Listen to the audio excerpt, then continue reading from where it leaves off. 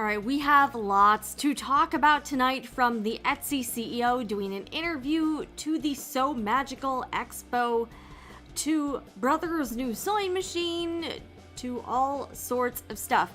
So welcome. If this is your first time here, I'm Jen with the Sewing Report. Every week we touch on what is going on in the world of sewing, crafts, and the whole community. And we're gonna be bouncing around tonight. So buckle up. There is a lot to get to. I appreciate everyone who's coming here. If you're watching live or on the replay, just a couple quick house rules before we really get started. I just ask that, again, this is a live stream. That should be pretty evident by the name of the channel, and you know, if you're watching this on the replay. So this is a sort of a we're chatty, casual. We read a lot of your chats and comments. So just so you are aware, I also after the show I do tend to cut up segment clips. So if you're not into watching live streams, I totally get that. I also have a few house rules just if you're participating in the chat or in the comments. All right, I ask a few things. You be polite, respectful to myself and to everyone else here. No politics. This is a politics free zone. No self-promotion, no advertising, no links, and keep it cool, guys. Keep it cool. So yeah, I hope everyone's having a great weekend so far. Yes, and also everything we discuss, I do put links to sources and to other resources down below in the description box. And I also want to give a shout out to, as usual, tonight's live stream sponsor, the Sewing Report Etsy shop, where you can find fabric, sewing supplies, and handmade gifts. Check it out. Orders over $60 will get free shipping, plus you will get 10% off your order. I do ship within the United States. Yeah, lots of stuff. We got some new apparel fabrics. We've got notions, sew-in labels, lots of fun things in the shop. So check it out, and this is a good way if you would like to support the show. Another way you can support the show is there are quite a few links down below in the description box to some of my affiliate partners, so you can do that. Again, this is a free show. This is independent media, and I'm really trying not to go the sponsorship route, just because when you do sponsors, especially when they're within the sewing industry, it's a little bit hard to report on what's going on in the industry if you're taking money from a lot of these companies. So that is why this is an independent show. Also, I do want to share this. Another benefit, if you are placing orders in the Sewing Report Etsy shop, oh, by the way, the link is in the description box and in the chat, but also I will put it right here as well, and that is sewingreport.etsy.com. For this week, I am offering kind of a free gift with purchase, or free gifts with purchase.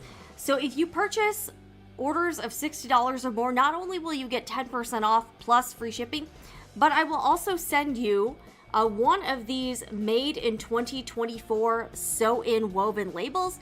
So if you have a sewing project and you want to make it a little bit special, you can add this label. And I will also include a free mini seam ripper. These are great. Again, you can, who doesn't need another seam ripper? Every once in a while, you just need to replace yours. This one is very compact, and it has a plastic cap, and you can also use it.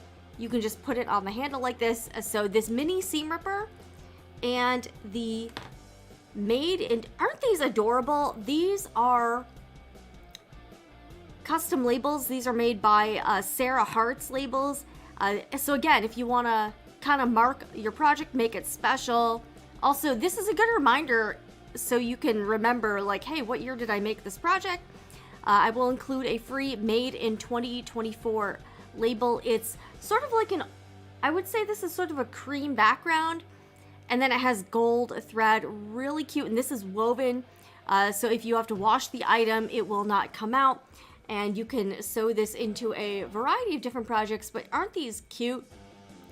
I can just picture this maybe on you could put it in like a quilt binding, or on the back of a t-shirt, or other top you're making, pants, anything.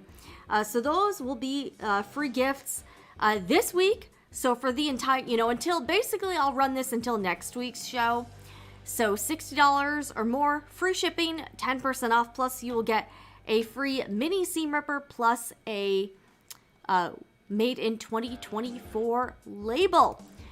So yeah, just a quick shout out from all of this. Yes, there is, and just so you're aware, when I'm kind of doing research for the show, I'll kind of cruise the internet, social media, see what is happening.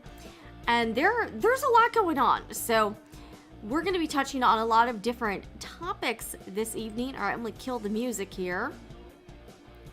I welcome everyone watching. I see a few kind of newish names in here that I think I know there are some regulars in here. We got Kingsbury Crafts in the house. Mariana, welcome. We got Jamie. Jamie, you're a longtime regular. Thank you for joining. We've got Carol coming in from Montana. Welcome, Carol. All right, Denise G. Okay, yes, I'm feeling, and I actually didn't even get that much sleep last night, but I had like 3 cups of coffee. But yeah, I feel pretty, I don't feel like super, last week I was just feeling like I got hit by a truck or something. This week is definitely a little bit better, so hopefully we're cool. We got Doris in the house. We've got Nancy taking a break from the Olympics. I didn't even know the Olympics was going on. I really haven't been paying attention. So yeah, I kind of, in the back of my head, sort of was like, oh yeah, this is going on. But yeah, I don't really have, we don't really watch TV. So yeah. All right, we've got Kate in the house. Hello, Kate. Okay. So the first thing I would like to touch on this evening, I have talked about this website / app for quite a while. It's called the Backstitch app, and it was founded by some folks. I believe they're in like Norway or the Netherlands. And I did actually reach out to the folks at Backstitch to see if they wanted to talk about what's going on. I haven't heard back yet, so maybe I sent them an email earlier in the week. But Backstitch or formerly known as Backstitch, is a really cool tool where you can sort of organize your sewing projects, your fabric, and your pattern stash. So you can upload all of your fabrics, you can upload all of the patterns you have, or you can, like, if it might already be in the database. It's sort of like, it's been compared to Ravelry for the knitting community, and there are some similarities.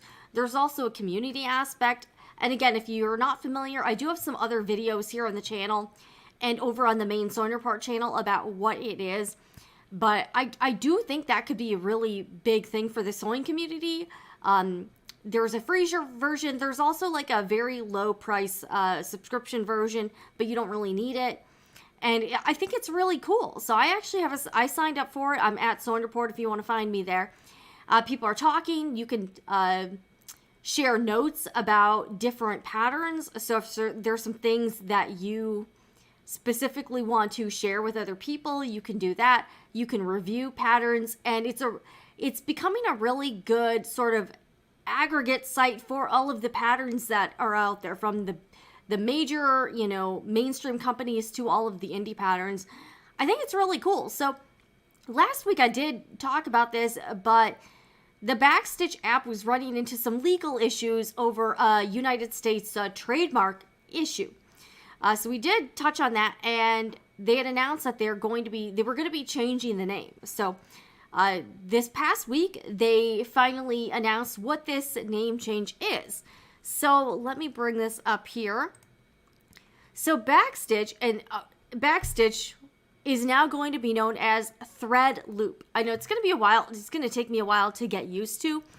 But here is the announcement, and this is on, I know I keep wanting to call it Backstitch, but it's now called Threadloop. So here is the announcement from the founders. So it says, we've changed our name. Dear members, following a recent trademark dispute, we decided to change our name from Backstitch to Threadloop. You shouldn't really notice much of a difference except a new logo here and there. We're currently redirecting any pages on the Backstitch.app domain to Threadloop.app. So that is the new website. But we recommend updating any bookmarks and creating a new home screen shortcut if you're using that. There might be some other unexpected errors happening, so please let us know if you're having any issues. An unfortunate side effect of this name change is that Instagram decided to suspend our account. Oh boy. Well, that doesn't sound fun. Which really, really sucks. We're crossing our fingers that we will get it back pending an appeal, but we're not too hopeful. So are they going to have to start again? Let me check out their... Let me see if they're still on Instagram. That's terrible if they have to do that. Man, let's... Alright, let's see if we can find it. Alright, so is Threadloop here? Yeah, I'm not seeing it. So, wow. So if you were following Backstitch on Instagram, you may have to, like, refollow them whenever I guess they'll start a new account. Yeah, I'm not seeing them on Instagram. That is... Wow. Okay, yeah, that's pretty unfortunate. So, alright, if you're following them on Instagram... I'm going to assume they're going to start another account. You'll have to refollow them. So just kind of remind yourself to do that. Wow. Anyway, here's to our new name. What do you think? So here's their new logo. I actually like the name. I think Threadloop makes sense. It is a little bit... It doesn't quite roll off the tongue, but I do like the name. I think the logo is cool. And here are some of the comments. So, yeah, people seem pretty jazzed about the change. I was able to use my same username and password, so I didn't have to change anything or re-sign up. Wow, that stinks, so that they might have to get a new Instagram account. And if you do want to join Threadloop, it's open as like a beta right now, so you have to like sign up to get an invite. Let me see if I can get the... I'm going to see if I can get the link, and I'll stick it in the chat here. It was in their Instagram. Yeah, it was in their Instagram link. Wow, okay, that's unfortunate, though, if they lost the Instagram account. Alright, let me see if I can find... And in the segment I did last week, if you see the video I uploaded, you can also find the link there for, Alright, I got a cough. Hold on.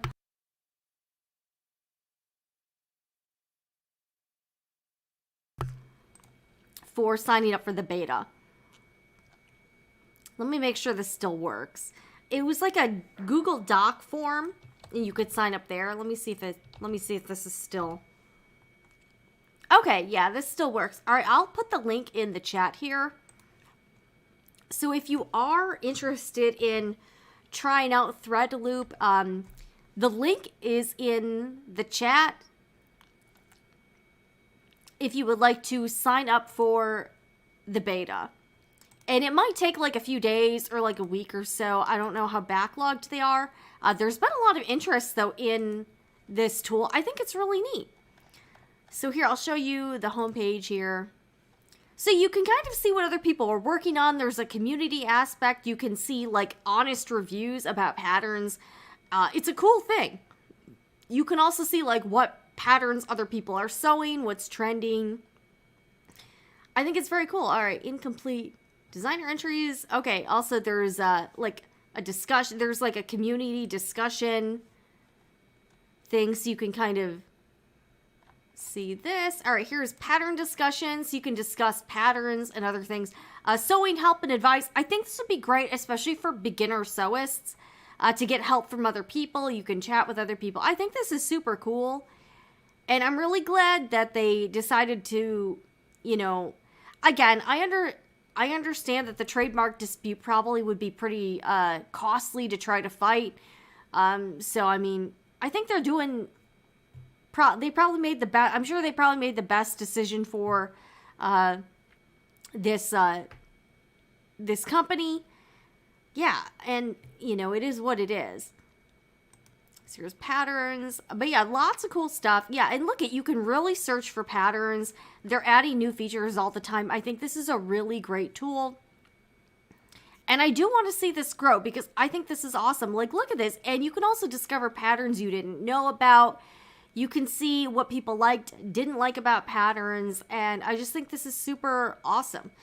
So I really am hoping that they'll get back to me because I would love to talk to the creators just about the app, share some of their the behind the scenes stuff, you know, and talk about where to go from here.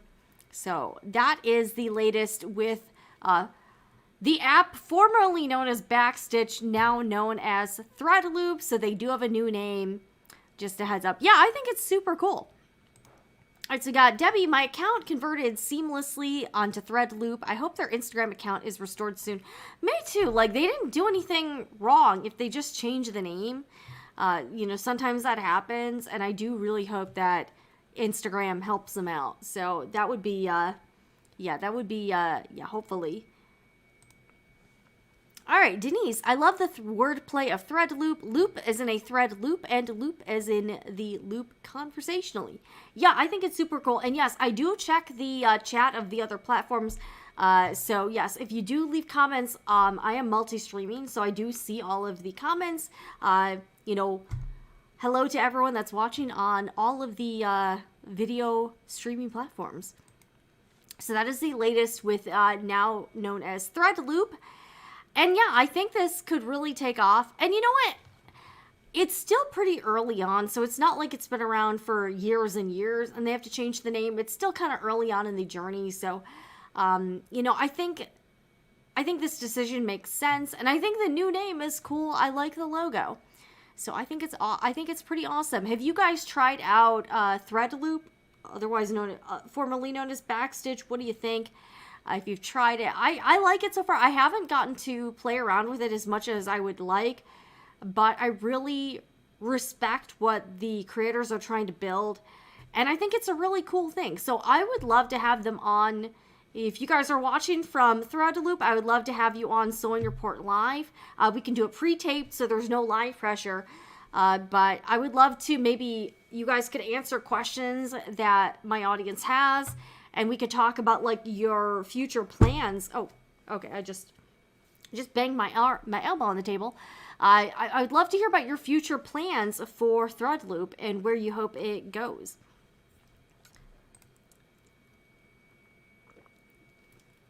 Yeah, it is unfortunate they ran into the trademark issue, because when I was looking up who has the trademark for the term Backstitch, it was like a company that really wouldn't really be like a competitor to what Backstitch the sewing app was doing. So that is really unfortunate that they had to go through that. Okay, yeah, definitely join, Nancy. I think you would really like it. And I do think there's a real need for sort of a social media platform for sewists. Like, you know, we have YouTube, we got Instagram, but that would be great just to be a resource for the sewing community. And also imagine if you could post videos too. Actually, that would be a good feature. Like, if somebody had a question about a technique, or you wanted to share like a tip or something, it would be cool if you could post a video, like, to give someone a visual. Like, if someone's like, hey, I don't know how to do this, can you show me? Somebody else could maybe do like a video response or post a video sharing something useful, like if they're demonstrating a technique or showing how to use something or do a certain step of a pattern. I think that would be cool. Also, it would be great for pattern designers if pattern designers wanted to help out people who are making their patterns. I think that would be super cool. That'd be super. All right, hold on a second.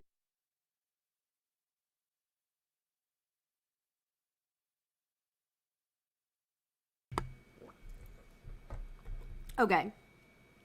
Next up, we have a new Brother sewing machine that is being teased by the company. And they did put out some promotional material about this new machine, and I think it looks kind of interesting. It's definitely a pretty bougie sewing machine, that's for sure. It looks like it's a sewing embroidery machine combo. And I'm guessing it's going to be, you know, expensive. Like, we're probably talking like in the $20,000 range if I had to guess. So, we're going to be taking a look at the Brother Aveneer. So, this looks like it's going to be released probably in like a month, or like within a month or two. So, here is sort of the teaser page. I do think it looks okay. So 21 days. So 21 days. I'm gonna do an update on this whenever this is like fully revealed. But okay, all right. Please reload the player. All right. But here's sort of their teaser on it. Let's take a look here.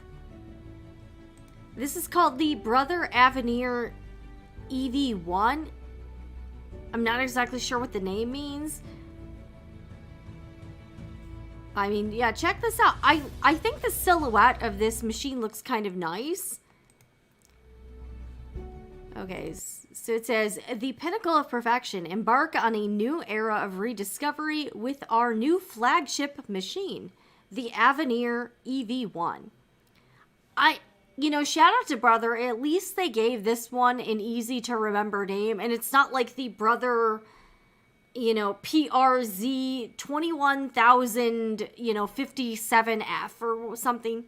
I think Aveneer EV1 at least is simple enough that most of us can remember.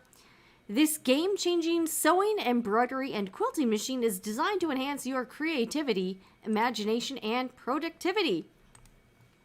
With its state-of-the-art technology, luxurious features, high-speed performance, and elegant engineering, the Aveneer EV1 is the perfect companion for visionaries who strive for excellence.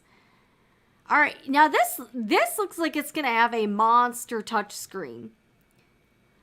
Larger than life, let your creativity run free with our ultimate workspace upgrade. With room for even your biggest projects, dreams become reality. Now look at that. These photos are sexy. Like, I'm not going to lie. This looks sleek. This looks really cool. Enhanced projection area. Project stitches and designs for precise placement with the larger projection area and edit within the projected area in real time. With the ability to move, resize, and rotate directly on fabric, it's easy to make your designs come to life. All right, it's got a stitch regulator. This is interesting. So you'll be able to free motion quilt with this machine. Even stitches every time. The needle adjusts to the timing of the fabric being fed through the machine, keeping stitch lengths equal regardless of how quickly or slowly the material moves. Yeah, I mean, check that. This looks interesting. Yeah, look at this. Yeah, I like the photography of this and the promotional stuff. I mean, I'm curious to see what this looks like and what the features are and what the price is. Also, with all of these machines, it probably weighs a ton. Like, this is probably like a 50-pound, I don't know, like probably a really 50-pound machine. I have no idea. Obviously, it's probably going to be connected to the Brother Art Spira app. Yeah, no doubt about that. No doubt about that. So it's probably going to happen. But yeah, what do you guys think? Are you interested in seeing what the Brother Aveneer has in store? Yeah, I think this would be cool. So 21 days, about 3 weeks from now, we will... Okay, so probably like a Monday in about 3 weeks, we should know what's up. But yeah, I'm curious to see what this... machine entails, the price, all this other stuff. Considering Bernina just released their new top-of-the-line machine, Brother Babylock's decision to tease so minimally like this is bizarre. I guess they want us... They want us to leave us wanting more. Maybe something like that, yeah. Yeah, September is usually when they release the new machines. I'll be attending an event September 17th, and this will probably be the main event. Denise, if you go and they have the Brother Aveneer, report back. Take pictures. Like, I want to know. I'm really curious about the Brother Aveneer. I wonder if this is the one with voice activation. Wouldn't that be kind of wild if you could control it with your voice? That would be interesting. Yeah, I mean, this one's definitely going to be like in the 20K range.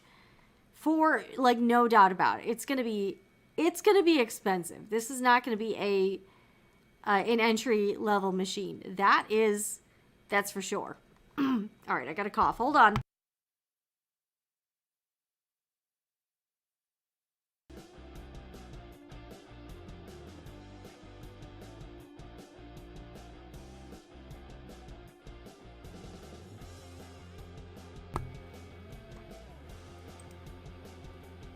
Okay. I would like a sewing machine company to design a machine specifically for garment sewists. So many machines have feature sets aimed specifically for quilters. Now, Rachel, I would tell you this. So far, I actually really like the Juki DDL 8700. I know it only does a straight stitch, but it's an industrial. Like, I think a lot of people who do serious garment sewing, a lot of them seem to have the industrial unitasker machines. So they might have like a professional cover stitch machine, a serger, and then a machine like the Juki DDL 8700. They work well. They're very solid machines. They can be repaired pretty easily. So it does seem like those types of machines are what a lot of people in the garment industry use. So if you don't have an industrial machine, maybe look into getting one.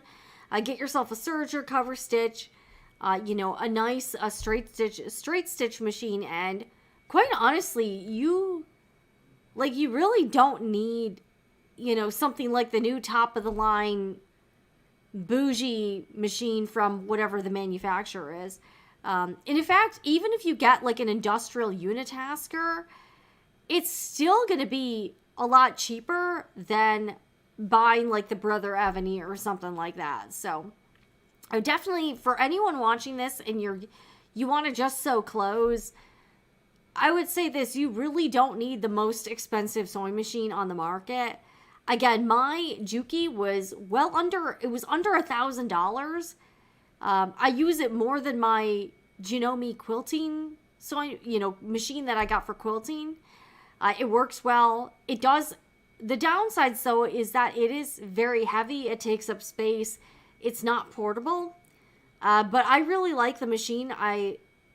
It's the one I personally enjoy sewing on the most right now. So if you just want to do clothes, a lot of the people who do serious clothing, sewing, they, just have like unitasker machines. Get one like industrial machine that does that one task well, and just build your sewing machine collection around that. That's what I would say about doing clothes.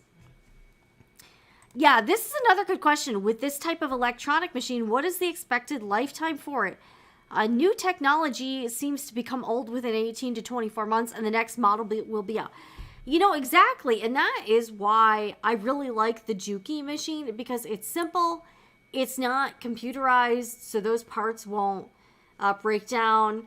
So yeah, anytime you have a sewing machine that's computerized, there is an aspect of planned obsolescence with that. So you do need to kind of weigh those options and understand that, 10 years from now, that sewing machine, probably will be pretty outdated or antiquated. So that is pretty interesting, something to keep in mind. All right. Yeah, it's interesting. The stitch regulator on that does look pretty cool. Yeah. And it definitely seems like it's, kind of, an alternative to the Bernina version for sure. Yeah, and I understand if you don't have room for it. I would just say get a kind of a compact. I think Juki does have smaller versions, like more tabletop straight stitch machines. You just need one of those. If you're sewing clothes, you do not need the Brother Aveneer EV1. You just need like a pretty basic machine that can sew. Like you just don't need a lot.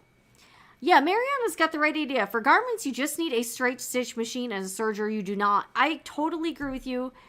It is all marketing to make you spend money. Exactly. You really don't need like a super fancy computerized machine. Those are definitely geared towards quilters or people who do like fancy embroidery.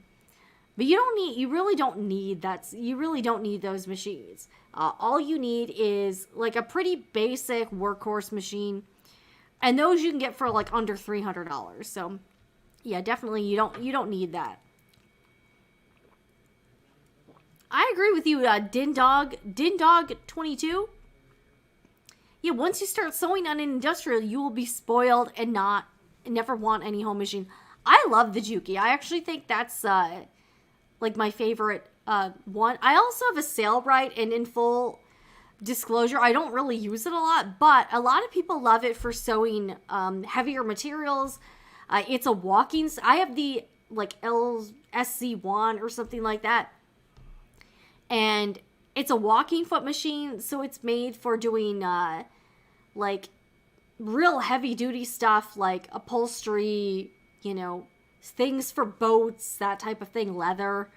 So if you are looking to sew very heavy stuff, I would get there are special sewing machines for leather workers, okay, or for people who do like real heavy materials. So I would look into and it also depends on what specifically you're sewing.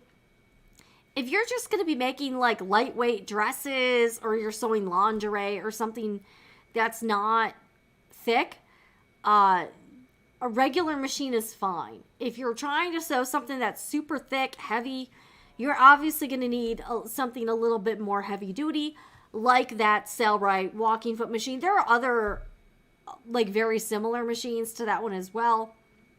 So you're going to have to look at a machine like that if you want to sew. So that's why, again, one, I really don't make blanket sewing machine recommendations. And I would also tell you, your choice of sewing machine really depends on what you plan to sew, because you're going to need a different machine if you want to sew leather or vinyl than if you're going to sew slinky dresses, or like bridal wear, that type of thing. Oh, wow. Okay. So you got, this machine is $24,999. $24,999. Wow. Okay, that's more than I was thinking. I thought it was going to be around $20K. My local sewing machine dealer had a brother preview event. I was quite disappointed to see they didn't have a sample of the machine, just read off a card its features. $25,000? Oh my gosh, that is so much. Okay, so Lisa's what is an industrial unitasker? Those are industrial sewing machines that only do one type of thing. So like the Juki DDL 8700, that just does a straight stitch. A unitasker, it's made for one purpose. So there are cover stitch machines that only do cover stitching. Again, sergers, kind of one type of thing. There are also machines that only do things like, say, there might be like a professional. I think this exists, like a machine that just does buttonholes, stuff like that. There are machines that just do very specific things. And that's what a lot of people in the garment industry actually use, are machines with like one singular purpose that, can't do other stuff. But it does the one thing really well. I have a combo, brother sewing and embroidery, and it was DOA, so dad after 8 years. That's not great. Yeah, that's really not great, Yeah. All right, Carmen says, think about what decorative stitch you use. I use straight and zigzag. I'm looking for the brother like your Juki, which runs $600 to $800 on Amazon. I use a serger, cover stitch, and a Husqvarna Viking Topaz 50. Yeah, like if you just have those, basic machines, you're good to go. Yeah, serger, cover stitch, and that's really... like the serger and the cover stitch are really more if you sew stretchy fabric. If you really don't sew stretchy fabric, your need for a serger or a cover stitch machine is pretty optional. So if you're sewing mostly woven fabrics that are not stretchy, you can really get away with just a straight stitch machine. All right, Sailbright is great for hemming jeans. Yeah. Yeah, the industrials are, they don't, that's the thing. You would expect them to be very expensive, and they're not that much. Like my Juki, I paid under $1,000 for it. It came with the table. The guy threw in that light overhead and the thread stand. And, it was definitely pretty, it was less expensive than some of my other sewing machines. It was less expensive than the Brother PE 900 embroidery machine. So even though they look like they would probably cost more, a lot of them really don't. Exactly, Lisa, you really don't use... I tend not to use the, decorative stitches at all. So you really don't need a lot, yeah. Yeah, the semi, like the Juki does have similar machines that are smaller. They're actually about the same price. Like, they're not even really cheaper, but they're a little bit more compact and take up less room. Yeah, I can't believe that Brother is $25,000. Oh my gosh. Yeah, that's crazy. Like, that's really crazy. Really crazy. It's always good to have a decent home machine for buttonholes and such. The Brother ST150DH is a perfect pair to an industrial machine for finishing clothing. That's a good point, yeah. Like, if you have a basic machine that can do, like, a one-step buttonhole, some decorative stitches if you need them, you could add an embroidery machine to your arsenal if you really want to do that, but you don't have to. So you really don't need a lot of that stuff. I would never buy a sewing/embroidery machine again. If I ever buy again, it will be embroidery only. Yeah, I would agree with you. My Juki semi-industrial has handled all my sewing in the past 4 years. Yeah, and since I've gotten the Juki DDL, by the way, link is in the description box if you want to check it out. Again, not sponsored. Those are affiliate links, but I purchased mine myself. It's a great machine. I use it, like, it's literally my daily driver sewing machine. And it's just not that expensive. Okay. So yeah, not that expensive at all. But yeah, you don't. Yeah, the combo machines, I tend not to like the combo machines because I don't like to have to change all the settings around when I want to do different things. I like to have the machine, like, ready to go. Already threaded. I don't have to, like, change out the sewing for the embroidery module, all that jazz. So, yeah, I'm more of a unitasker fan myself. And that's kind of what that's kind of what I do. Yeah, I'm amazed. The Brother bougie sewing machine is more expensive than that Bernina we took a look at a few weeks ago. I'm shocked at that. I'm shocked, guys. I'm shocked. All right, I got a cough. Hold on.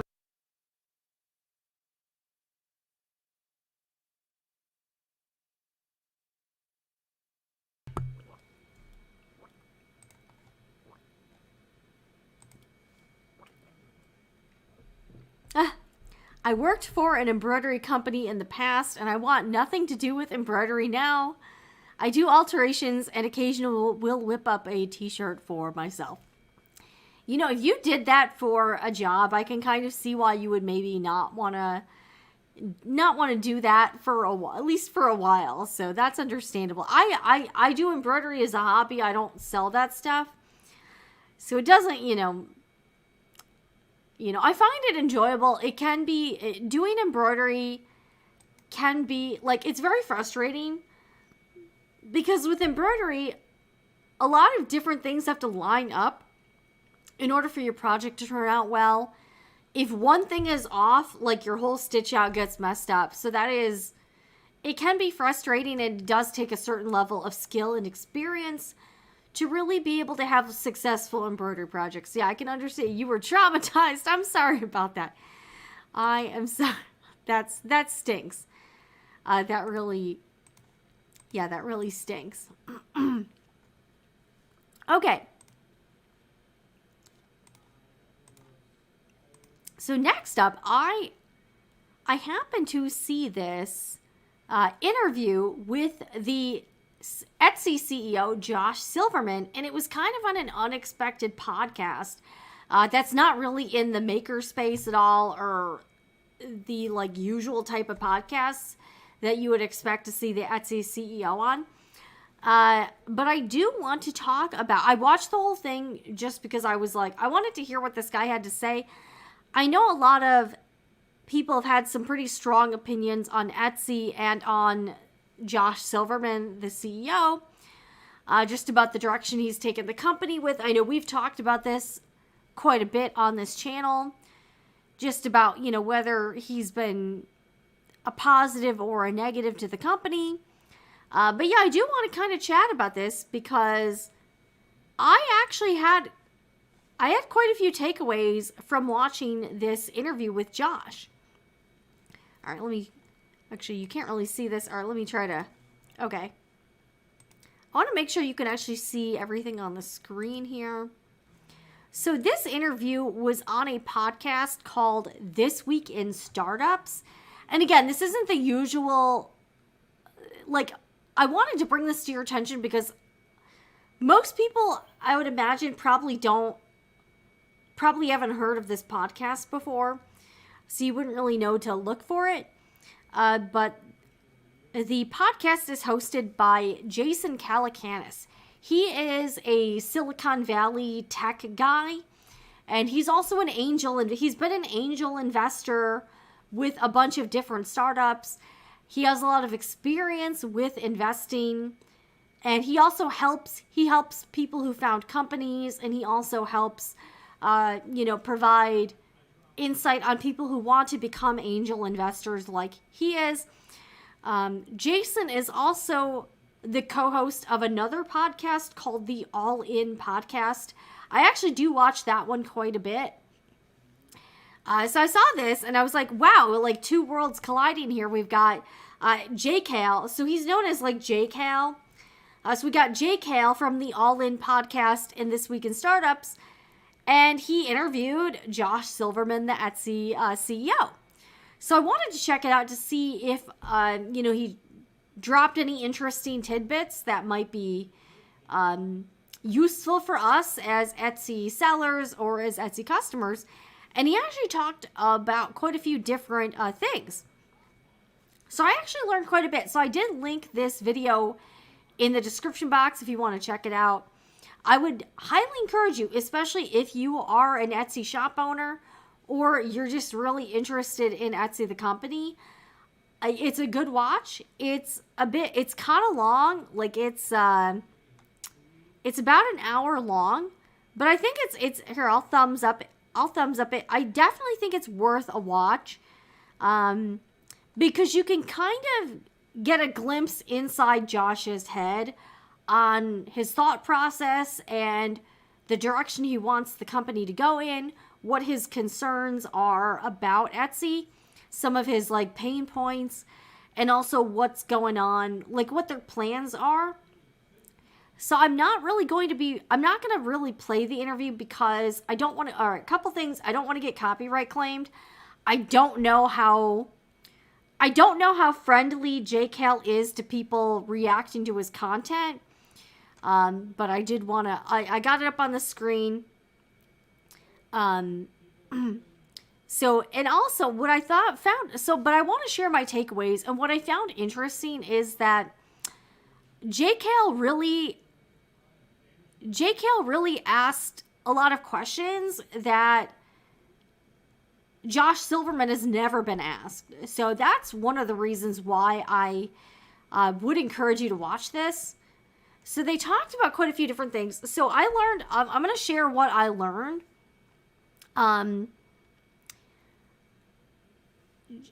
Etsy is definitely trying to differentiate the platform from the Amazons, the fast fashion apps like Shein, Temu, Alibaba. They're really trying to, the Walmarts, the Targets, it does seem like they are really trying to set themselves apart from all of these other e-commerce platforms that people like us have to choose from.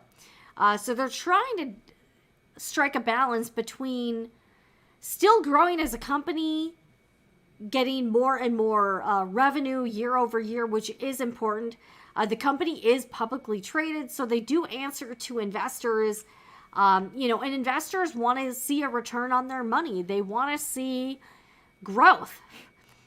And one of these struggles that Etsy's had is getting consistent growth, but also dealing with the fact that a lot of their the shop owners on the platform are not able to mass produce goods for sale.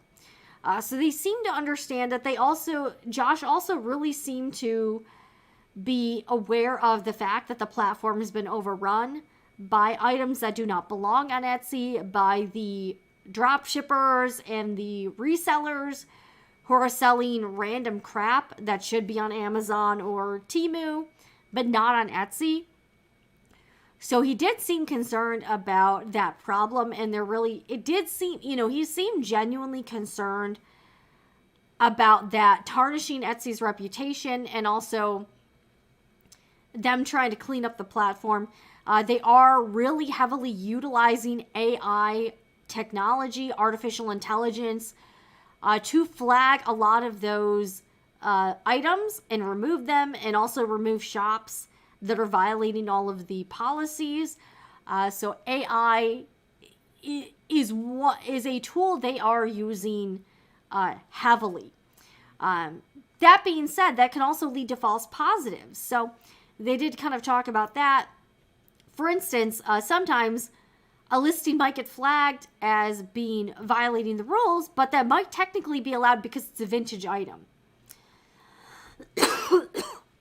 Said there are some downsides to using AI, but they are utilizing AI to be able to do this at scale, because they wouldn't be able to have enough humans to enforce all of the rules without the help of all of the technology. Another thing he did say in the interview is that JCal asked about all of the intellectual property violations, which is another problem for Etsy. And he did talk about that.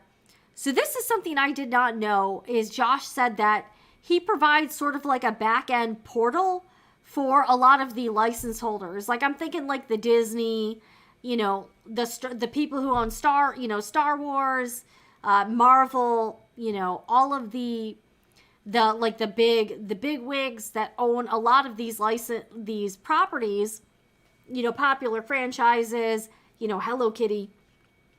And he said he has a portal where these license holders can go and basically like look for listings that potentially infringe on their IP. So he actually works with the license holders to remove listings that potentially infringe on their, trademark, copyright, whatever. So I did not know that they had like a portal that they can access. So even though a lot of these license holders don't sell on Etsy themselves, they have a tool they can use to flag and remove infringing listings. So that was something I did not know. So that's why I did think this was a really good interview, because you get somebody like JCal who's coming at this from a different perspective. JCal, shops, he even said he shops on Etsy a lot for like costume, like Halloween costumes, costume parties, and his wife buys a lot of gifts on Etsy. And yeah, he was even noticing that there's a lot of sellers on there that are selling, licensed characters, licensed properties. So I thought that was a good question, and I did not know that Etsy works, kind of partners up with a lot of these license holders in order for them to protect their intellectual property. So that was something that I personally found interesting. He also said he was asked about the work from home, like how many of the employees work from home. And he said right now about 50% of the Etsy workforce works remote. And he also said that for the employees that do live close to the office, they typically will come in about at least 2 days a week. And Josh said he felt the kind of office community, like corporate community culture was important to him, and he wanted to foster that type of environment. He also said that he felt that there are certain employees that do better with a remote work environment than other employees. So he said that employees that are very early in their career, like, they haven't been in the workforce for a year, they're fresh out of college, haven't been working very long. He said that the younger, less experienced employees were the ones that really tended to need an in-office environment. But he was more comfortable with letting more senior employees or, managers who had been doing the role in office for a while. He felt more comfortable with letting those employees work from home. And I can actually see that ranging across different industries. It makes sense to me that if you're fresh out of school, you don't have a lot of corporate experience or, time spent in this industry, you would benefit from being around other people in person, having mentorship. So that made sense to me. He also kind of expressed some hesitant in letting new managers work from home. So like if you got promoted and you had never been a manager before, he seemed to express that those new managers benefited from working, in person versus working remotely. And he did acknowledge that they actually did downsize their workforce significantly when he, because I think he's been the CEO since about 2017. There have been a lot of changes since Josh has come on board with Etsy. So there's that. What else did they talk about? JCal did bring up a couple things. Like he was asking whether or not he had a couple kind of out of the box ideas for shop owners. And you could tell Josh maybe like it seemed like those ideas might not be the most feasible, but I thought they were interesting. So one idea, he was asking if potentially Etsy could partner up with some of these like license holders, like say Disney or Marvel, any of those, J.K. Rowling, Harry Potter stuff. He was asking maybe if there was a potential for partnerships where the license holders would get a cut of the profits. So say Disney opened up, say Disney were to open up to Etsy sellers, like, hey, you can make Disney stuff, but we're going to take like 10% of the sales, that sort of thing. Just ways to maybe help like small handmade businesses legally make some of these items, but where the license holder would get a cut. So it was kind of fair to everybody. But I think the problem with that is, and Josh kind of alluded to this, is that it would be a little bit hard to control what people are making. And some of the items Etsy sellers would make might not be items that the brand or the license holder is comfortable with. So it might be kind of hard. That might be kind of hard to execute, especially because the brand wants to have control over their image, what's being made and sold under their like umbrella. So I can kind of see where JCal was coming from, but I can also see where the brands might not be super down with that, just because it really would require some level of approval process to make sure that handmade sellers or designers are making things that the brand wouldn't have a problem with. So that was another aspect that I think it was an interesting idea, but I can kind of see how that might not be the most realistic to execute. And the other thing he brought up is that,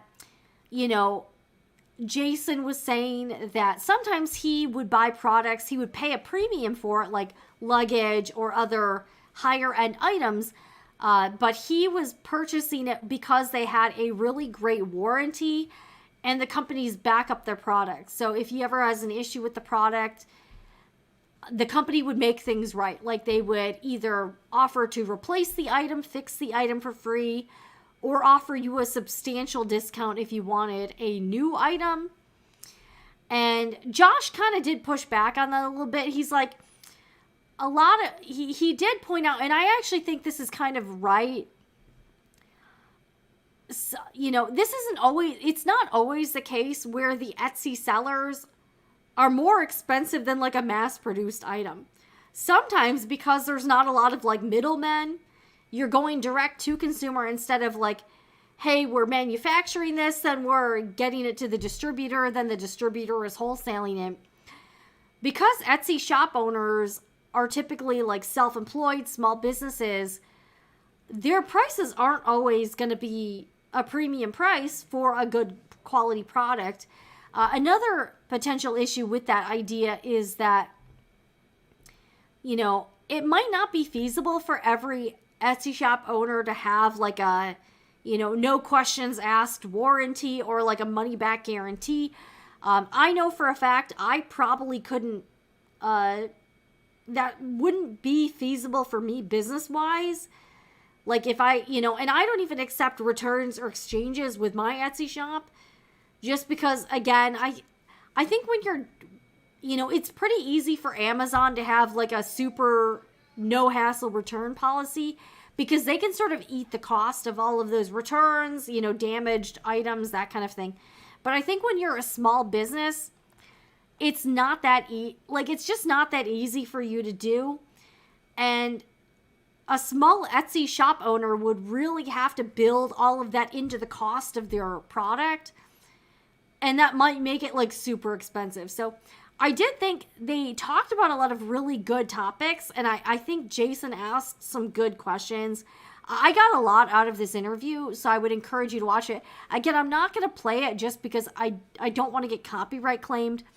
But if you have an interest with Etsy or you're a shop owner and you want to learn more about just, the mindset of the CEO, Josh Silverman, highly recommend it. I'm glad I listened to it because I actually did learn a lot and I thought it was interesting.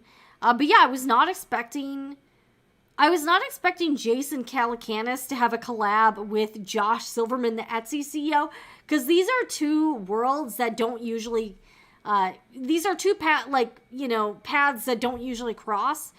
So it was kind of strange for me to watch this and be like, wow, that's kind of, was not expecting this. It was very unexpected. I'm glad it happened though. So it's on the podcast This Week in Startups. You can listen to it. You can watch it. But if you are an Etsy seller, I would definitely encourage you because I did learn a lot. I just wanted to share some of the takeaways from that particular conversation because I thought it was kind of cool.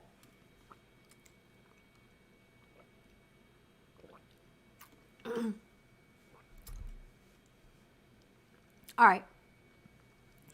Next up, we are going to talk about a sewing event that seems to have run into some financial troubles. There's been a lot of chit chat and, water cooler conversations about this particular event / organizer. And all right, I want to be upfront with you about this. I had heard about this. So it's like this sewing event company called So Magical Expo. A couple viewers had mentioned it before. I'm not super familiar with it. I've never gone to one of these events, so I don't really have any personal experience with the company or with the founder / organizer of these events, Kayla. But there seems to be a lot going on, and the only reason I want to touch on this particular topic is because you might be affected, because it seems like there are hundreds or thousands of people who have attended these events or were planning on going to future events, and things have definitely changed, so this might affect you if you have signed up and paid money to go to one of these things. I'm kind of neutral. I'm in kind of neutral territory here. I can kind of see different perspectives, and this is becoming kind of a divisive topic. So I do want to be careful here and not get people riled up here or fired up, because I don't really think that's necessary. I also really do not know the organizer at all. I don't have an opinion on the event or her. So again, I'm pretty neutral here, so I'm going to stick to what we actually know, and kind of what I've been observing from the peanut gallery here.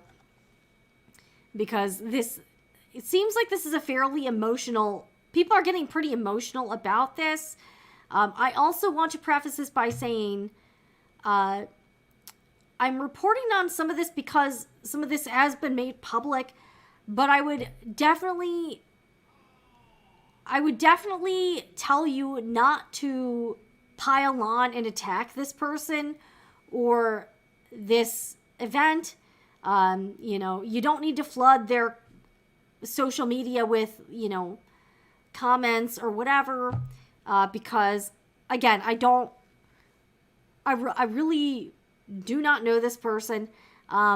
It does seem like, things aren't going great. Again, there's really no need to pile on and attack this person or harass them. So please don't do that.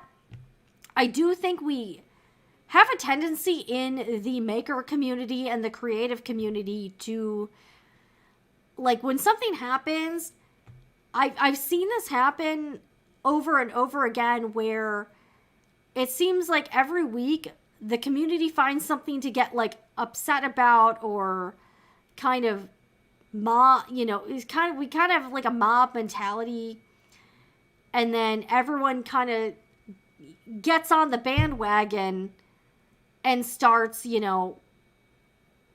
popping off. And I don't like that. I don't think there's any need to do that. Again, and I want to reiterate, the only reason I'm talking about this is because this information is public, and this might affect you if you are attending this event or were planning to attend, because this event doesn't appear to be happening. And this does seem to be a fairly well-known event, kind of event. It's almost like it's like kind of like a branded event. So it's called So Magical Expo. And some of I've had a few viewers say they've gone to this, or they were asking me if I had, was considering going. I don't really go to a lot of sewing events anymore. I don't really travel. So I have never attended this or anything like that.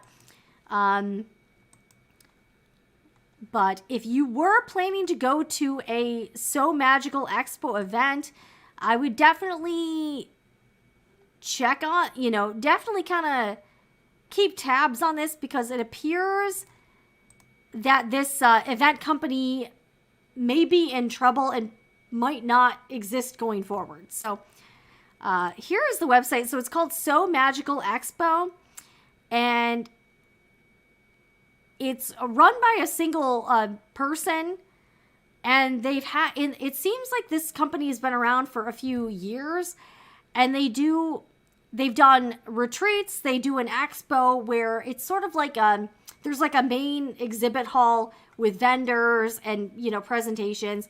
And then they also have classes and workshops taught by instructors. You can go, you can learn how to do stuff. You can buy things. They recently did a So Magical cruise, and they've also done different retreats. They've had like cosplay events. Again, I've heard of this particular company. I have not personally had any experience. So again, I'm pretty neutral, about this whole thing. So yeah, they just had like a So Magical at Sea Alaska cruise. Again, you can kind of see, here's like a recap video from like one of their like past events here. So I mean, it did look cool, and together. It's been in Florida a few times, like in the Orlando area. So it does, a lot of people want these types of events. And also what I did see, and I found out about this from the Craft Snark subreddit. I know it's that subreddit can be a bit like a dumpster fire. But a lot of people are talking about it over there. And also there's a Facebook group for this. There's a So Magical Expo Facebook group, and I don't exactly know all of the like behind the scenes stuff, but it does appear that the event organizer Kayla, you know, I think she's run into some problems, and it appears these events might not be happening. So there were 2 events that were coming up. One was in Nashville, and that was I believe at like it was supposed to be like August 30th through like September 2nd or something. And then there was another one that was supposed to be in Florida in, I believe, October. So it's called Tennessee So Magical Expo. So this one, and I'm not exactly sure. The Tennessee one appears to either be canceled or be just virtual, like online, but not in person. The Florida one is not happening. So if you had signed up to go to So Magical Expo Florida, that one, I'll bring this up. This one is you know, it's not going to happen. This one in the past, it had been at the Gaylord, like the Gaylord, was it? I forgot what the actual name is. I've actually been to both of those hotels. The Gaylord Palms Resort and Convention Center, there's one in Kissimmee, Florida. And then there's the Gaylord Opryland in the Nashville area. I've actually been to both. They're very nice hotels. So it looks like in the past, those events have been at the Gaylord chain. It's a chain owned by the Marriott. But it appears that for sure, neither of these events are happening in person.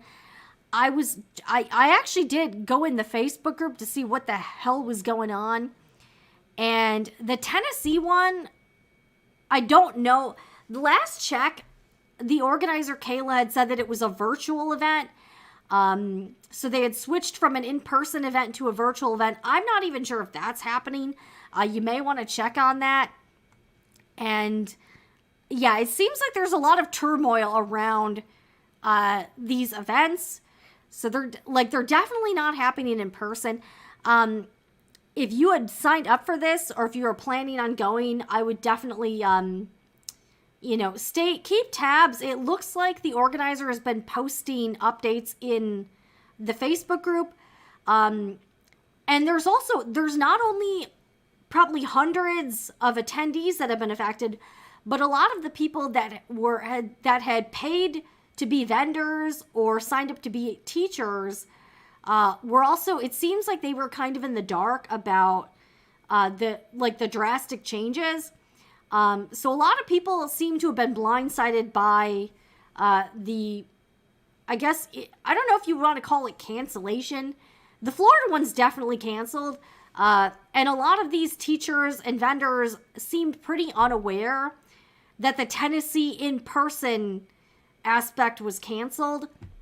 So they're, and a lot of these vendors and teachers also are taking a financial hit because they might have bought stock, they might have prepared classroom materials for the Tennessee event, and the Tennessee event was supposed to be in a few weeks. But a lot of I've just been kind of monitoring just what some of the teachers have said, what some of the people who were planning on attending, some of the vendors. There's a lot of high emotions running in that Facebook group. I'll just say that. I'm like, whoa. I was kind of lurking in there to see what was going on. Yeah, and I did post in the community tab here, I'll kind of show you this, what the organizer Kayla posted. Now, a couple things. I was kind of trying to do some legwork and figure out, what the heck was going on. Kayla had posted a YouTube update about a month ago. Basically, she didn't say anything about the Tennessee event, but she was saying that she kind of alluded to some troubles with the Florida event and said that the Florida event was postponed indefinitely, but it was kind of buried in this YouTube video, and I have linked all of my sources below in the description box if you want to check them out.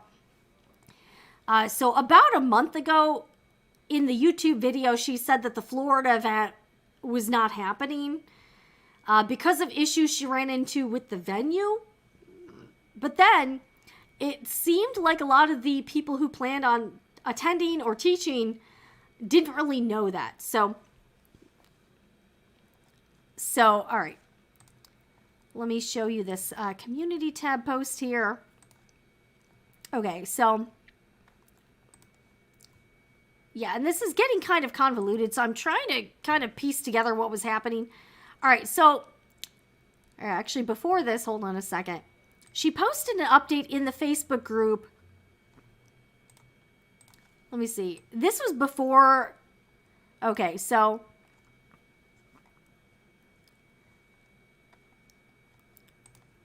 she posted this in the Facebook group on July 14th.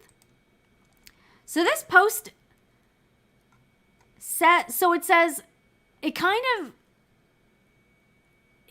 it says updates, SME Florida rescheduling is still in the works. So Magical 2.0 is in the works. Enchanted Cosplay Getaway 2.0 is in the works. So Magical at Seas for 2025 are in the works. At least 2 new 2024 mini events are about to be announced. So this was a couple weeks ago, and this was about 2 weeks ago, and she says, So Magical Expo Tennessee 2024 is so close, and so many more details coming out soon. So in this post from a couple weeks ago, she does not say, if you're reading this, you're still assuming the Tennessee event is going on as planned. It doesn't say anything about it being virtual or online only. So about 2 weeks ago, people who had planned to go to the Tennessee event still, assumed that this was happening. It says, okay, yeah. So she basically just says the Florida one is being rescheduled. I'm working through emails as quickly as possible, so please hold tight and I'll get to you ASAP. So that was about 2 weeks ago. But then this was the latest update. So she'd posted something, I think online or something about the Tennessee event or I guess maybe people got notified that the Tennessee event was no longer in person. It was going to be virtual. But that could be kind of problematic for somebody that had travel plans, like they booked a hotel, they booked a flight, that sort of thing. So this was an update that the organizer posted.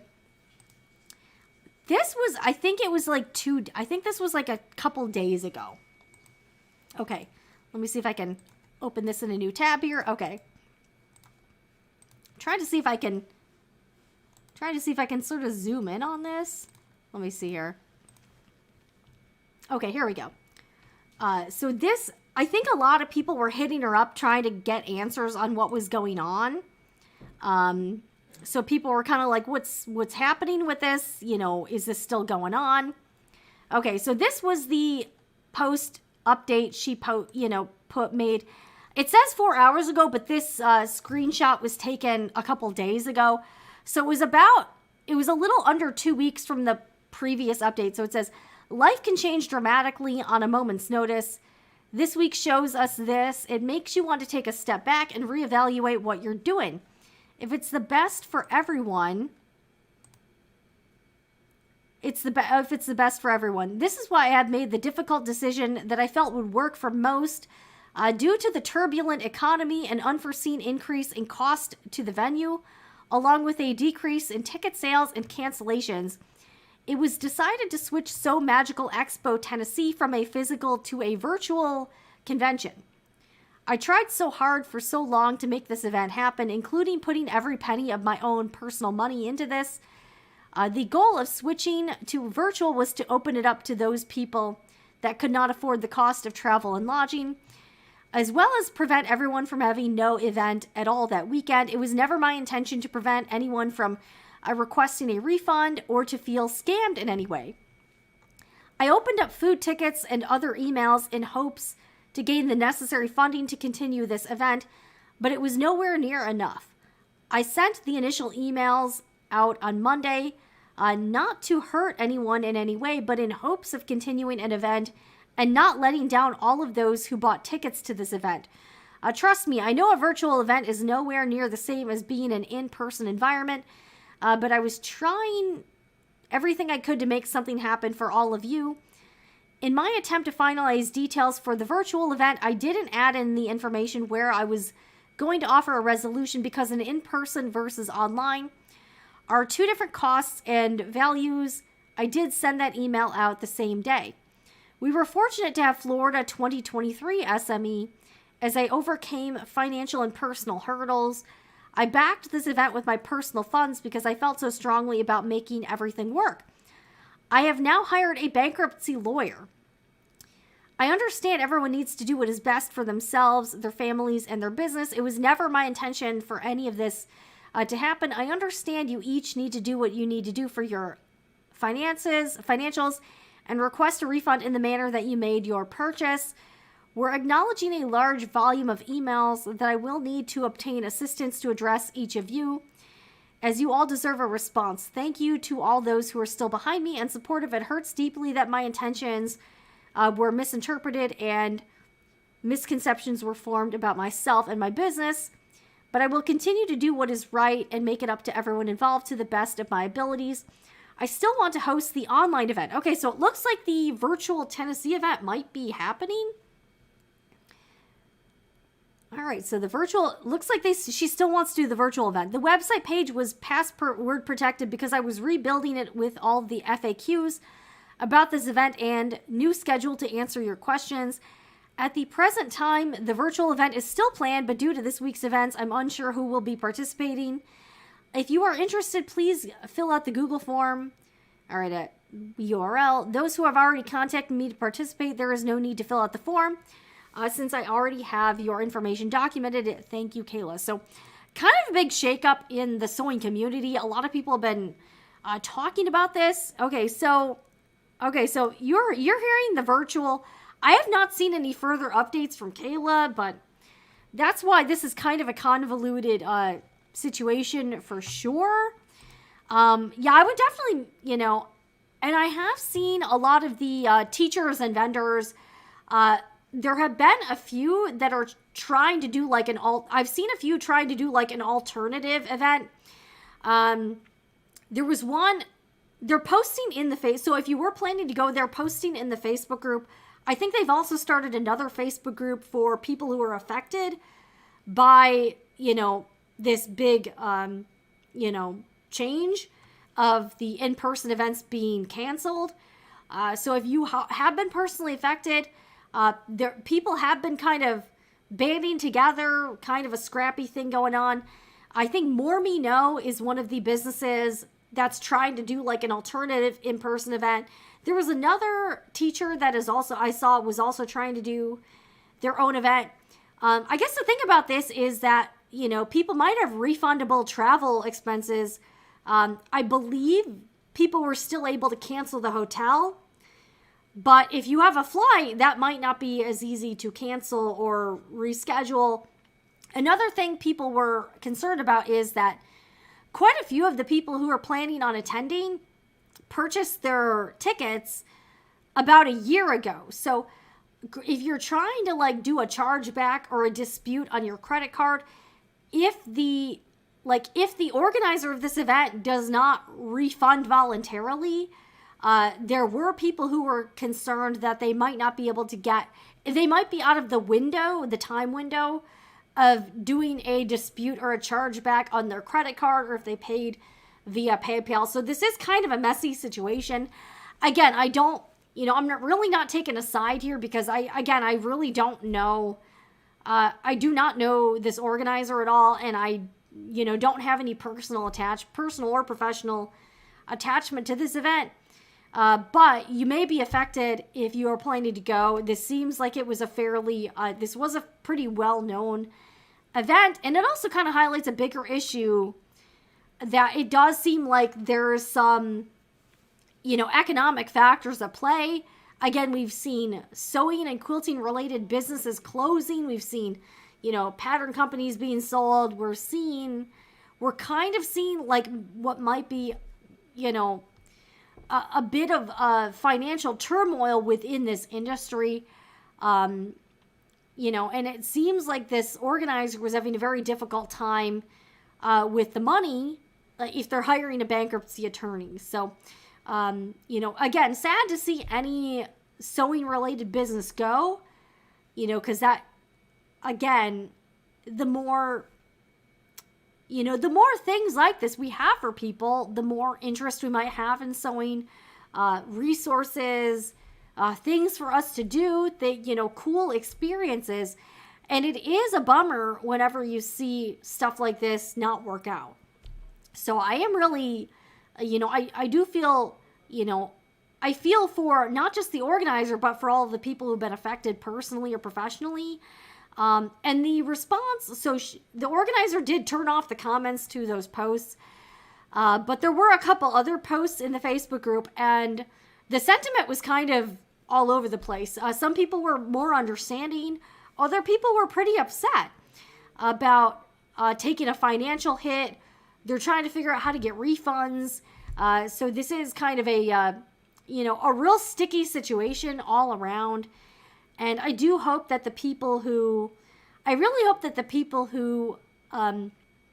paid for this, I do hope this person is able to make things right for as many people as she can, through refunds, and that sort of thing.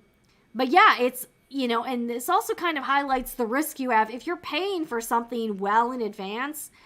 Like say you paid for it like a year in advance, if the event doesn't work out and you're not able to get a refund directly from that vendor, you may have trouble getting a resolution with your credit card company or with PayPal, because a lot of them do have certain time windows. Like you have 6 months to dispute a charge, or a certain 90 days, whatever, to do a chargeback.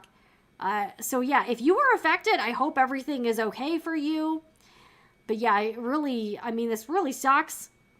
But you might be, I just wanted to give a heads up to anyone who might have been planning to go to So Magical Expo. It looks like these are not happening.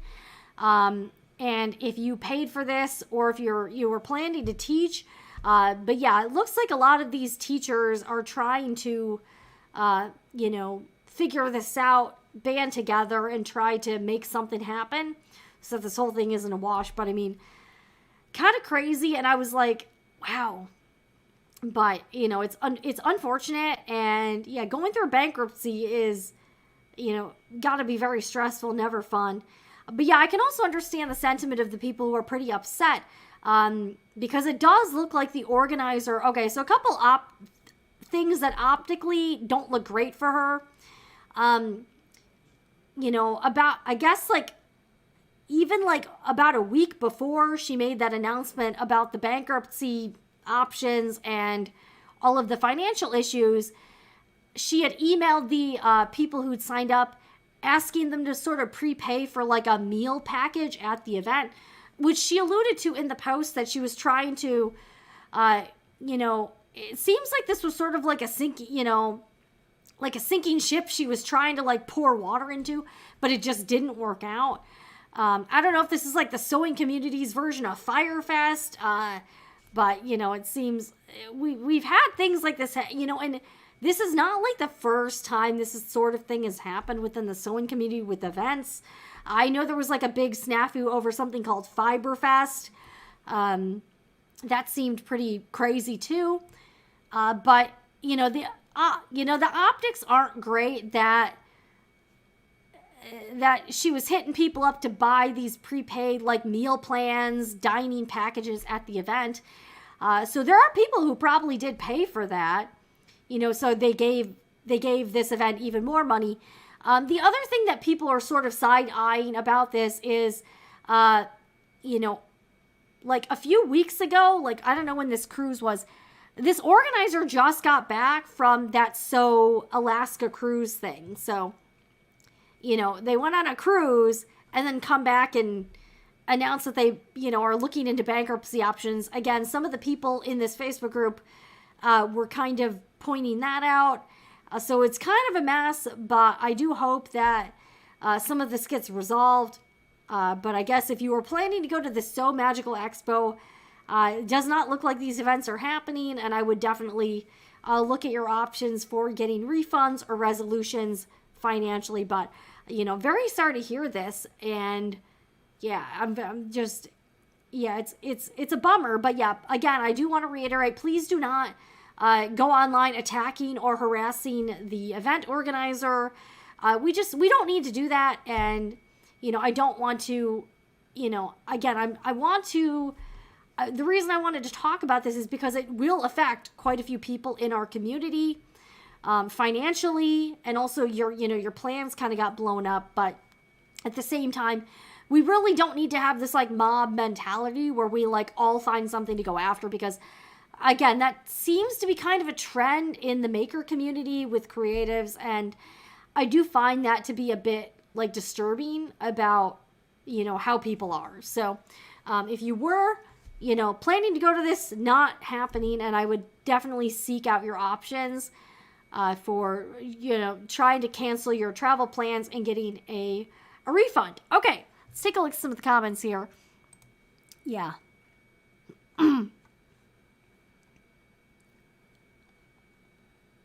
Yeah, exactly. Like, and this does happen fairly often with this community, it's easy, and like, I've seen people kind of jump to attack someone when they didn't even know all the facts, or like, you didn't really know what was going on. People just tend to have that, I don't know, it's like a group think kind of thing, and it's dangerous, and I really don't want to encourage that. And I don't like that I just don't like that. I really don't like it. Yeah. And that's the thing. We don't know the motivations or the intentions of the organizer. We really don't. So, people have been accusing them of like, scamming or whatever. I don't, but the thing is, like, nobody really knows. These types of events don't seem to be doing as well post-pandemic. I would agree with this. It seems like some of these things, like, during the pandemic, online stuff exploded. Like, Etsy exploded. Shopping online exploded. And it seems like a lot of us have had a hard time getting back to the way things were beforehand. So I would definitely agree with you. Yeah. So it's really unfortunate. Yeah, exactly. And I think what some of the people who are affected, one of their frustrations seemed to be the like they feel like there was a lack of communication, and maybe that's something, the organizer could have done better. It did seem, yeah, it was pretty, yeah, it's it's really unfortunate. Wow. One of the teachers on YouTube mentioned that numbers and vendors' numbers were not enough to at least break even. And it's hard because when you're running a business, a lot of businesses are operating in the red, and sometimes you need to figure out what the breaking point is for pressing on and continuing, or when you need to shut it down. And sometimes that can be difficult. Owning and running a business is very difficult. So I can definitely relate to that. I've never tried to do in-person events, and that's because I don't feel like I could do that well. So that's not something, yeah, like there's so many logistical aspects to events that, yeah, it's not something I'm going to get into. That's for sure,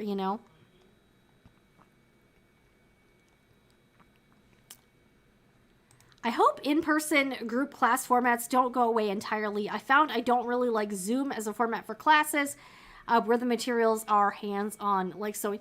Yeah, I think a lot of in-person events can be really helpful in in-person experiences, for sure. So yeah, I agree with you. Well, again, I have a vested interest in online content.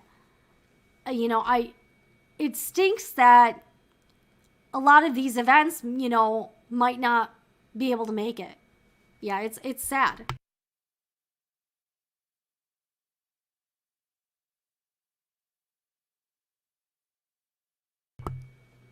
Well, here's the thing, Mariana. If if this event can't break even, then it's clear it's not a sustainable business model. And there are a lot of, there have been a lot of, look how many failed startups there are where the startup raises a bunch of money, they burn through all the investor money, but they never actually make a profit. And the key to business is obviously like making a profit. And if you're not at least breaking even, then you really can't continue. But yeah, we see this all the time with startups where these startups are never able to be profitable, and then they kind of burn out and they don't last. So it is, it's a bummer though. Okay, Jenny's getting angry with it. Not to be off topic. Yeah, no worries. Have you heard of Etsy competitor Go Imagine? I have heard of it. I looked into it a little bit. Came across a vid with an interview with them and it sounded promising. Yeah, I would definitely give it a shot. And it did seem like it was a little bit, I guess the problem with any Etsy competitor is getting that name recognition. Oh, and one other thing that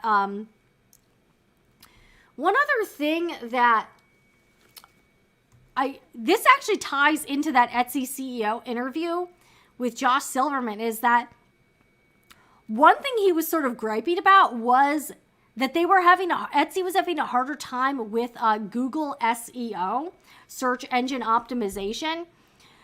So Josh seemed kind of not thrilled with the difficulties Etsy was having with showing up in Google search results. He felt like that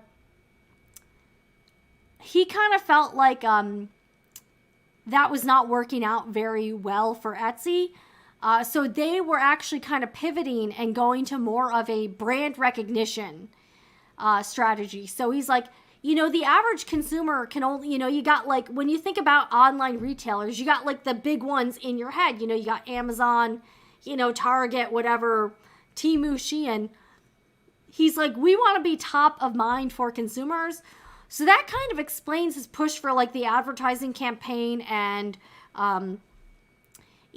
just getting more household name recognition, because he was frustrated with their with them not showing up as much in Google search results and SEO being like, not as effective for the company. So I found that pretty interesting. Oh, and another thing that he did touch on as well is that, all right, they were trying to dissuade like the low effort shops. And that was one of the reasons why they put that $15, shop fee, new shop fee, he's like, look, if you can't come up with $15, he's like, you probably don't have the skill or the will to be like a successful Etsy shop.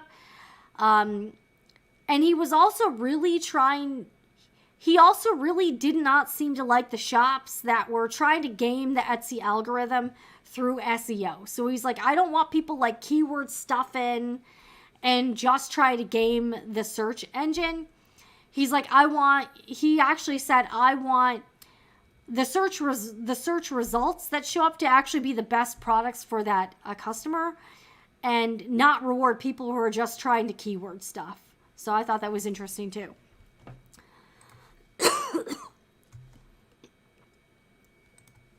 All right, let's get the music going again. All right, I got to cough again. But yeah, if you guys have any questions, comments, and everything we talked about, leave it in the chat here. Got any questions? We will be happy to address them. Or if there's any other news you've heard of that you want me to check out, also let me know. Hold on one sec.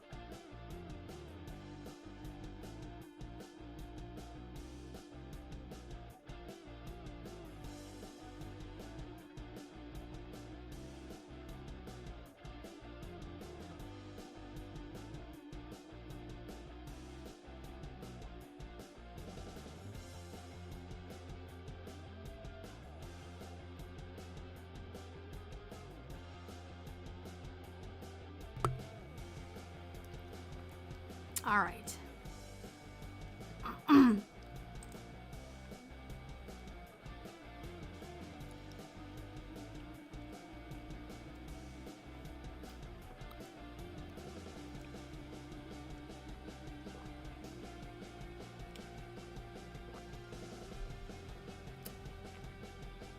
But yes, I would definitely recommend watching the interview with Josh Silverman.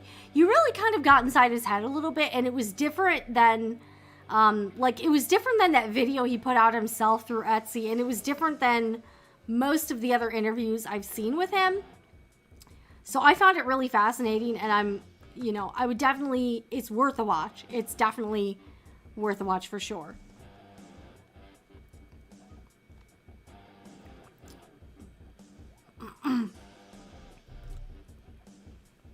Alright guys, I'm probably going to sign off fairly soon, so last call for the chat here. I appreciate everyone watching tonight, and again, I do want to give one more shout out to tonight's live stream sponsor, and that is, on the topic of Etsy, that is the Sewing Report Etsy shop. You can get there at sewingreport.etsy.com. You can also support the channel. You can support it by shopping here. You can also shop some of my affiliate partners. Links are in the description box below. And this week, if you place an order with the Sewing Report Etsy shop, $60 or more, you will get 10% off your entire order, free shipping, and I will also be including 2 small free gifts. You will get a mini seam ripper, and you will also get this super cute Made in 2024 sew-in label that you can use for your next project. What's everybody got going on this week? Anything fun? Any sewing projects you're working on? Let me know here in the chat. I'm hoping to get some embroidery stuff done this week. I've been kind of slacking on it. I have an interview coming up that I'm taping later in the week that I think everyone will really enjoy and find helpful. So that will be super cool. So that's coming up. I'll probably have that interview out possibly Friday, but it depends on how fast I edit it. So it's going to, it's really going to depend. And it's with another attorney, so get excited about that. You guys have really been enjoying the attorney interviews. So this one, I think, is going to be a real good one. So I'm hoping to answer a lot of questions you guys have about certain aspects. So that will be super cool. All right, guys, I'm going to sign off for the evening. Let me know. I'll see you guys here again, same time, same place, 6 p.m. Eastern time on Sunday, and we'll chat. We'll hang out, and you guys have a great week, and great rest of the evening. All right, guys. All right. Well, we'll play it out, and then I'll show some of your comments on screen here.